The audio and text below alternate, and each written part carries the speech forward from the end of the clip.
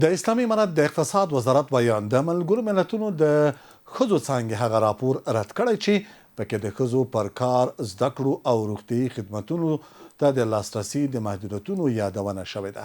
د اقتصاد وزارت ویان وایي 80,000 ښځې په رسمي او 54,000 نورې ښځې په غیر رسمي توګه په دندو او کارونو بوختې دي.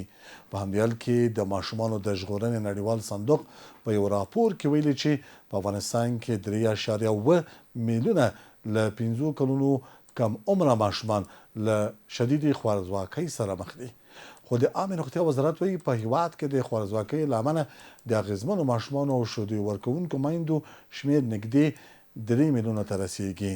دغه وزارت همداراز وایي چې په تیر یو کال کې په هیواد کې له 3,000 ډیر روغتیایي مرکزونه جوړ شوي دي.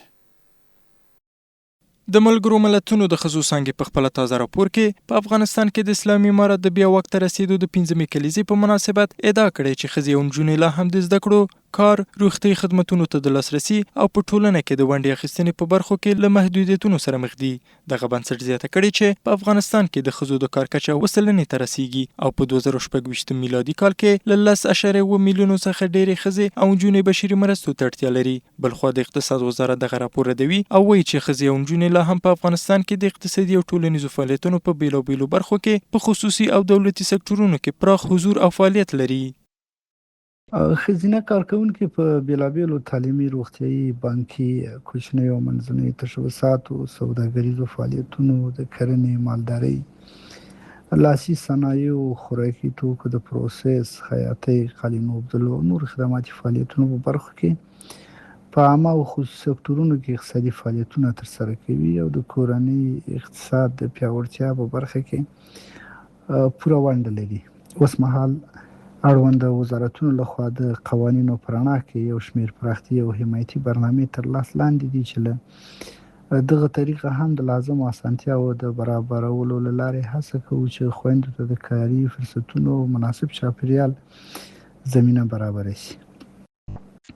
د اقتصاد وزارت وایان د خپلو خبرو په بله برخه کې وایي د دغه وزارت د احصایوي معلوماتو له مخې 80,000 ښځې په رسمي ډول، 54,000 نورې ښځې په غیر رسمي ډول او له 2,000 څخه ډېرې ښځې په بیلابیلو سوداګریزو برخو کې په مستقیم ډول پر کار بوختې دي. په کلیوالي سیمو کې مېرمنې 80 سلنه د کرنې او مالدارۍ په سکتورونو کې مرکزي رول لري. 80 سلنه د کورنیو خوراکي امنیت ښځو پورې اړه لري او په کورني صنعتونو لکه د لبنیاتو په جوړولو، د څارویو پالنه او لاسي صنایعو په برخه کې مهم رول لري. همدارنګه ښځې په غیر رسمي بازار کې لکه د غالیو اوبدلو، جامو ګنډل، خامکدوزیو، د زیوراتو جوړول، د وچو میوو په پروسس کې، د کرنیزو محصولاتو په راټولولو کې پوره برخه لري او د کورنیو د عاید یو مهمه برخه جوړوي. له بلې خوا د ملګرو ملتونو د ماشومانو د ژغورنې صندوق هم په خپل تازه راپور کې په افغانستان کې د ښځو او ماشومانو روغتیایي وضعیت ته کتنه کړې او وایي چې له هرو 15 کلونو کم عمره ماشومانو څخه یو یې له سختې خوارځواکۍ سره مخ دی او د بشري مرستو کمښت میلیونونو کسانو روغتیایي خدمتونو ته لاسرسي محدود کړی دی. دغه بنسټ زیاته کړې چې په تیرو 4 کلونو کې د 15 کلونو څخه کم عمره ماشومانو ترمنځ سخته خوارځواکۍ 14 سلنه زیاته شوې او په 2026 میلادي کال کې یې شاوخوا 3.7 میلیونه ماشومان اغېزمن کړي دي. خو د اسلامي امارت د عامې روغتیا وزارت وایي د دغه وزارت د شته معلوماتو له مخې په خوارځواکۍ د اخته کسانو شمېر له خپرو شویو احصایوي شمېرو کم دي او په هیواد کې خوارځواکۍ د اخته ماشومانو او شیدې ورکوونکو میندو شمېر نږدې 3 میلیونو ته رسیږي. د عامې روغتیا وزارت وایان شرافت زمان څرګندوي چې په هیواد کې د روغتیایي مرکزونو شمېر د تیر کال په پرتله زیات شوی او د ټولو روغتیایي مرکزونو شمېر نږدې 3,200 ته رسیږي. نیکه مرغه څومره چې موږ سره ارقام جمع شوي دي تقریبا هغه نسبت تخمین شوي ارقام ته ارقام راکم دي. د 3 میلیونو په شاوخوا کې هغه ماشومان چې هغه په متوسطه او په شدید خوارځواکۍ باندې اخته ول، همدارنګه هغه میندې چې هغه حامله دي او همدارنګه شیدې ورکوونکي دي، هغوی په سوی تغذیه باندې اخته شوي دي، هغوی لپاره روغتیایي خدمات وړاندې شوي دي. البته نسبت وړاندې ته اوس سوی تغذیه ماشومان ته ښه رسېدنه کېږي. مخکې داسې و چې سیټونو کمښت و، په ټول هېواد کې تقریبا 800 په شاوخوا کې سیټونه فعال ول. ول د اسلامي امارت د حکومت سره په دې خوا د نړیوالو اداراتو په همکارۍ باندې تقریبا 3,200 په شاوخوا کې زموږ سیټونه اوس فعال دي چې په هغه کې د سوی تغذیه میندو او ماشومانو لپاره خدمات وړاندې کېږي. د ښځو پر وړاندې د محدودیتونو د لګولو او په هیواد کې د ښځو پر وړاندې د روغتیايي ستونزو په اړه د نړیوال بنسټونو اندېښنې په داسې حال کې څرګندېږي چې اسلامي امارت تل په هیواد کې د اسلامي شریعت په چوکاټ کې د ښځو او نجونو د حقونو پر تامین او ټولو هیوادوالو په ځانګړي ډول ښځو ته د لا غوره روغتیايي خدمتونو پر وړاندې کولو ټینګار کړی او په دې اړه یې خپاره شوي راپورونه په کلکه رد کړي دي. ایران وایي د هورمز تنګي یې تر کنټرول لاندې دی، خو ټرمپ ویلي دغه تنګي د امریکا په واک کې دی او د امریکا اړوند دی. د امریکای پوځ اعلان کړی چې د ایران سمندري محاصره په پوره ځواک سره دوام لري.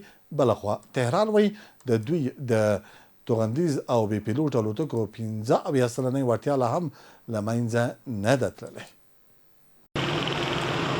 د امریکا او ایران ترمنځ د وروستیو تحولاتو په ترڅ کې د دواړو لورو چارواکو یو ځل بیا د روانو ترنګلتیاو او په سیمه کې د وضعیت په اړه بېلابېل دریځونه څرګند کړي دي. د امریکا ولسمشر ډونالډ ټرمپ ادعا کړې چې متحده ایالات د هورمز تنګي بشپړ کنټرول په لاس کې لري.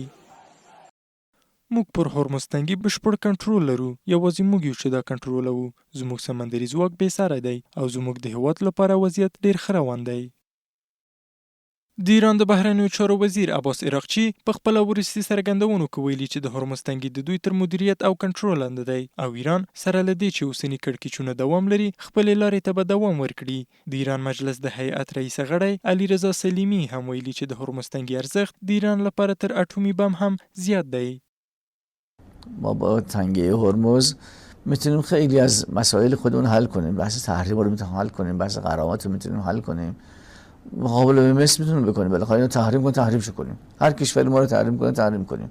خیلی از مسائل ما میتونیم با این تنگه حل بکنیم و این نعمتی است که خدا در اختیار ایران گذاشته. حالا در طول تاریخ به دلایلی ما نتونستیم استفاده کنیم. الان آمریکایی‌ها با این غلطی که کردن مسیر رو برای ما باز کردن. د پوځي ګواښونو ترڅنګ د چاپیریال په اړه اندېښنې هم زیاتې شوي دي. د ایران د بهرنیو چارو وزارت ویاند اسماعیل بقایي په خلیج فارس او د هرمز په تنګي کې د ککړتیا د زیاتېدو له عواملو څخه د امریکا پوځي حضور او جګړه بللې ده. خو امریکایي چارواکي وایي چې اوسنی وضعیت د اسلامي جمهوریت د ناسمې پالیسۍ او ناسمو پریکړو پایله ده.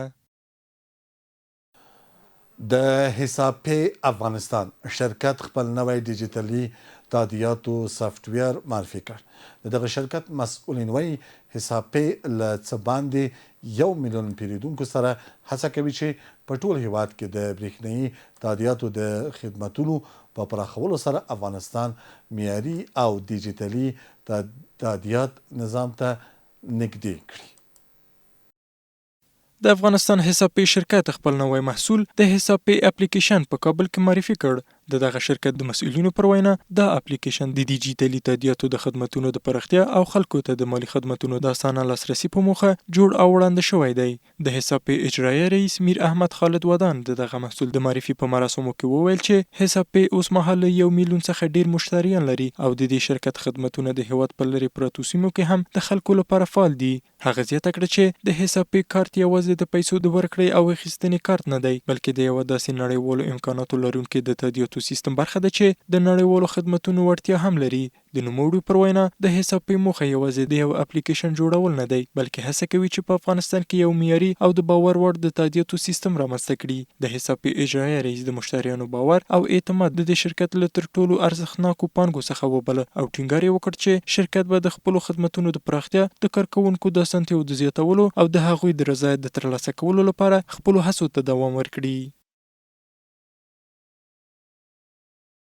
زمونږ هدف یوازې د یو اپلیکیشن جوړول نه و، بلکې غوښتل مو داسې یو ملي، باوري، خوندي او خلکو لپاره ساده ډیجیټل تادیاتي پلیټفارم جوړ کړو چې د افغانستان د خلکو او سوداګرو ورځنی مالي فعالیتونه اسانه کړي. محمد شاپور خلیل هم په دې مراسمو کې وویل چې د افغانستان لپاره د ډیجیټلي خدماتونو په برخه کې پرمختګ د خوښۍ وړ دی. هغه زیاته کړه چې د افغانستان مرکزي بانک هڅه کړې څو د هیواد په بیلابیلو سیمو کې خلکو ته د حساب پی له اسانتیاوو او خدمتونو څخه د ګټې اخیستنې زمینه برابره کړي. په دې کې ډېر رمزونه دي، په دې کې ډېر فعالیتونه دي ترسره کېږي. یعنې موږ ملي کارت هم لرو، افپی کارت. دا افپی کارت زموږ تاسو که هر یو افغان د ضرورت چې دا کارت باید ولري. له بلې خوا د حسابې مسؤلان وایي چې د ډیجیټلي تادیاتو د خدمتونو پراختیا کولی شي مالي خدمتونو ته د خلکو لاسرسي لا اسانه کړي او په هیواد کې د برېښنايي تادیاتو له سیستمونو څخه د لا ډېرې استفادې زمینه برابر کړي. د دغو مراسمو په پای کې هوشمند افغان شرکت او حسابې شرکت هم د همکارۍ یو تفاهم لیک لاسلیک کړ. د دغه تفاهم لیک موخه د ډیجیټلي خدمتونو او برېښنايي تادیاتو په برخه کې د لا ډېرو همکاریو او خدمتونو پراختیا بلل شوې ده. د حسابې د نوي اپلیکیشن د فعالېدو بهیر په داسې حال کې پیلېږي چې په افغانستان کې د ډیجیټلي تادیاتو د خدمتونو کارونه د پراختیا په حال کې دی او په دې برخه کې فعال شرکتونه هڅه کوي چې د نویو خدمتونو په وړاندې کولو سره د خلکو لاسرسي برېښنايي تادیاتو ته لا زیات کړي. د یک تلویزیون قدرمنو او معزز لیدونکو زما خبري سرویس په همدې ځای پای ته ورسید. تر بیا ښې چارې.